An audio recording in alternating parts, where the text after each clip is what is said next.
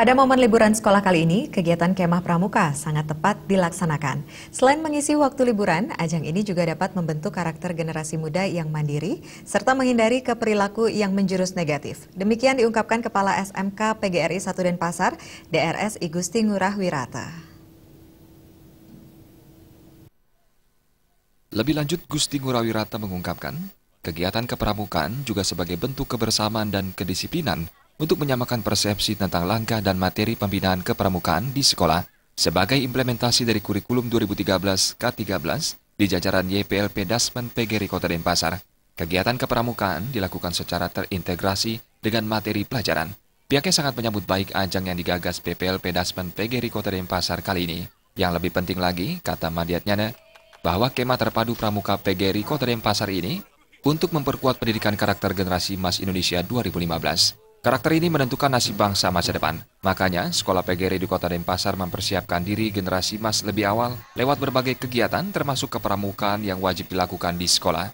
Di antaranya membudayakan kerja keras, kerja cerdas, dan kerja ikhlas lewat Dasa Dharma Pramuka. Pramuka di lingkungan YPLP Dasmen PGRI Kota Denpasar siap melakukan revolusi mental. Sebenarnya kan ini positif ya. Pertama mengisi waktu libur panjang. Lalu yang kedua kita melaksanakan kurikulum 2013 di mana kepramukaan ini adalah ekstra wajib yang harus dilaksanakan. Kemudian yang ketiga bagaimana membentuk karakter peserta didik kita ya. Ngurah Wirata menambahkan, pendidikan kepramukaan sangat tepat sebagai dasar menggugah karakteristik anak bangsa.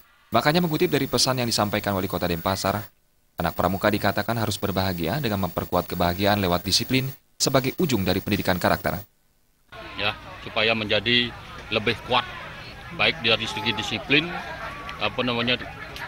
budi pekerti yang baik, sehingga dalam menuntut ilmu, dalam menyelesaikan tugas-tugasnya dia mampu berbuat seperti apa yang kita inginkan gitu.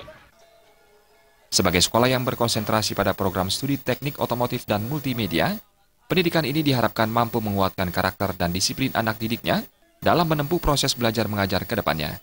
Purnama dan Ngurah Wirata, Bali TV.